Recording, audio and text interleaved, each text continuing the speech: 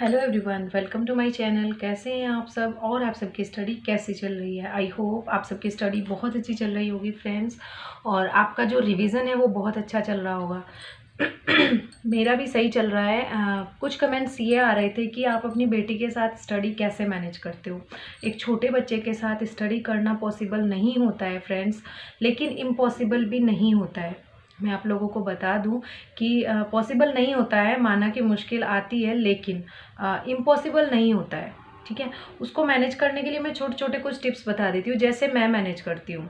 क्योंकि जब तक मेरे पास छोटा बेबी नहीं था, मेरी बेटी नहीं थी, तब तक मैं खूब स्टडी कर लिया करती थी, खूब टाइम निकाल लिया करती थी। क्योंकि घर के काम करने के बाद मेरे पास खूब टाइम रहता था और मैं आराम से अपनी स्टडी को टाइम दे पाती थी। तब मेरे पास कमेंट्स आते थे कि बेबी के साथ स्टडी को कैसे मैनेज करें, और मैं इजीली बोल देती थी कि हो जाएगा, कोई प्रॉब्लम नहीं है, और आप किसी को बेबी को दे दीजिए, कोई अगर संभालने वाला हो, फैमिली मेम्बर हो, या अपने हस्बैंड को बोलिए सपोर्ट करें। अगर वो जॉब करते हैं, बाहर रहते हैं, तो घर का कोई और मेम्बर आपकी जो है हेल्प कर सकता है। ठीक है, ऐसा मैं सबको बोल देती थी, राय देती थी। लेकिन अब जबकि मेरे पास एक बेबी है और मैं उसको फील कर पा रही हूँ वो चीज़ें जो सब कमेंट बॉक्स में बोलते थे कि बेबी के साथ स्टडी को कैसे मैनेज करें।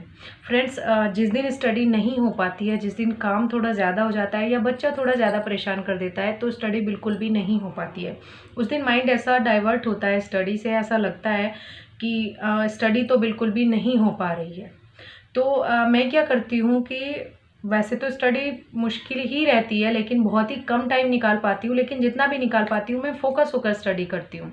ठीक है, मैं सोचती हूँ कि जितना टाइम वो सोती है दिन में वो केवल एक बार सोती है, कभी कभी 1 घंटा और कभी कभी 1-1.5 घंटा, बस इससे ज़्यादा कभी भी नहीं सोती, और कभी तो आधा घंटा ही सोती है। तो दिन में वो बिल्कुल भी नहीं सोती है, इसलिए मेरे दिन में जो है स्टडी बहुत ही कम हो पाती है। मैं अपनी स्टडी को मैनेज करती हूँ रात को उसके सोने के बाद और सुबह उसके उठने से पहले। ठीक है ना फ्रेंड्स। लेकिन वो सोती भी लेट ही है रात में, और रात में उठती भी फिर कई बार है। कई बार ऐसा होता है कि रात में बहुत ज़्यादा जगा देती है, तो मेरी भी सुबह की स्टडी नहीं हो पाती।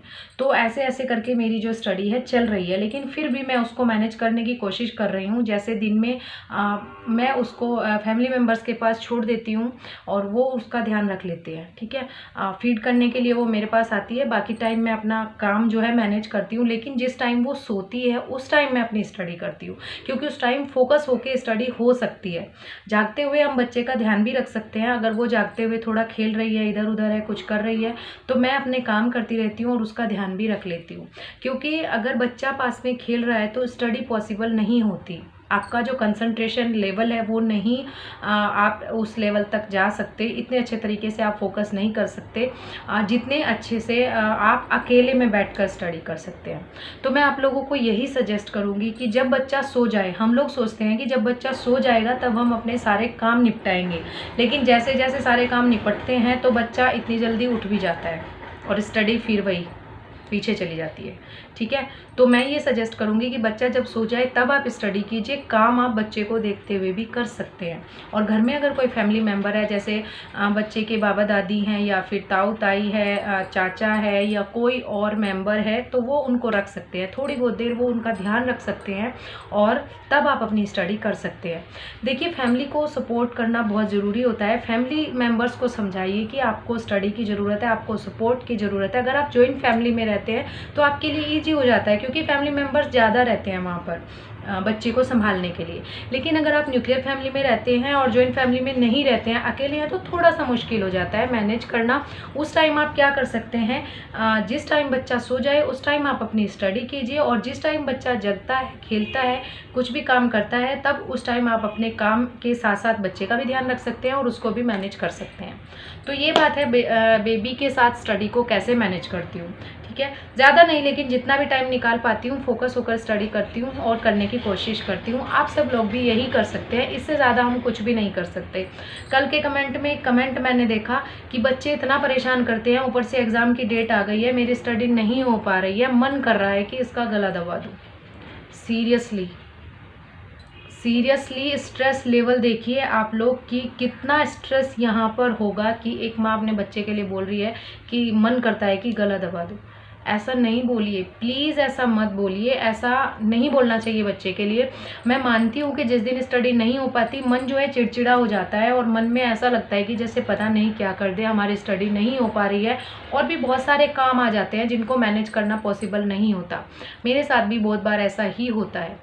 ठीक है, अपने आप को नुकसान पहुंचाने की सोचना या फिर बच्चे को नुकसान पहुंचाने की सोचने के बारे में नहीं सोचना प्लीज़।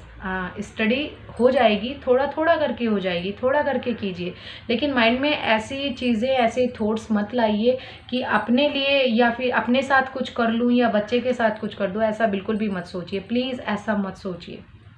ठीक है, बच्चे तो भगवान का रूप होते हैं, आप उनके लिए ऐसा मत बोलिए प्लीज़। नाम तो मैं नहीं लूँगी लेकिन कमेंट सेक्शन में प्लीज़, आपने बोला मुझे बहुत बुरा लगा, बहुत ज़्यादा ही बुरा लगा कि आप बच्चे के लिए ऐसा क्यों बोल रहे हैं। और वहाँ से मैं आपकी गलती नहीं निकाल रही हूँ, उसमें आपकी गलती नहीं है, उसमें गलती है आपके स्ट्रेस लेवल की। मैं समझ सकती हूँ कि आपका स्ट्रेस लेवल कितना बढ़ गया होगा, तब आपने ये चीज़ बोली। क्योंकि हमारा माइंड काम नहीं करता है, जब हमारा स्ट्रेस लेवल बढ़ जाता है उस टाइम हमारा माइंड काम बिल्कुल भी नहीं करता है और हम कुछ भी सोचते हैं और कुछ भी बोलते हैं और हमें वो सही भी लगता है।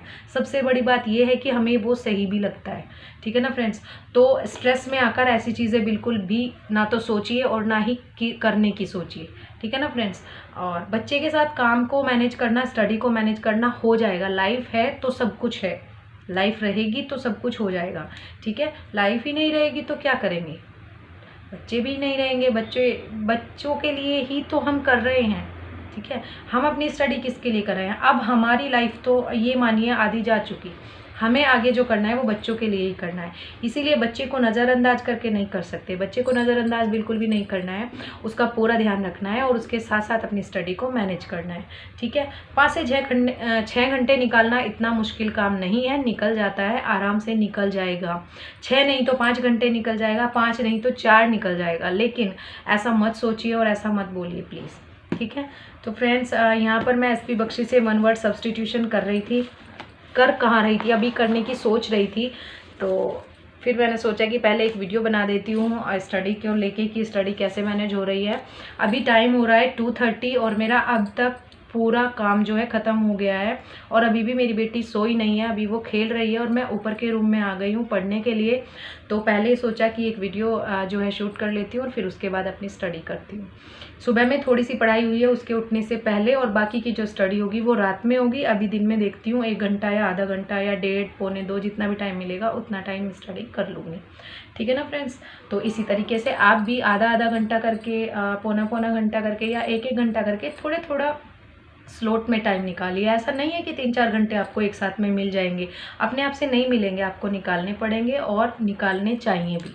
ठीक है ना फ्रेंड्स, आप अपने टाइम को अपने तरीके से अच्छे से मैनेज कर सकते हो, किसी दूसरे के तरीके से आप मैनेज नहीं कर सकते हैं, लेकिन फिर भी सजेशंस मायने रखते हैं, सजेशंस से थोड़ी हेल्प मिलती है। इसीलिए मैं सजेस्ट करती हूँ कि बच्चा जब सो जाए तब स्टडी कीजिए, उसके उठने से पहले सुबह में स्टडी कीजिए और उसके सोने के बाद रात में स्टडी कीजिए।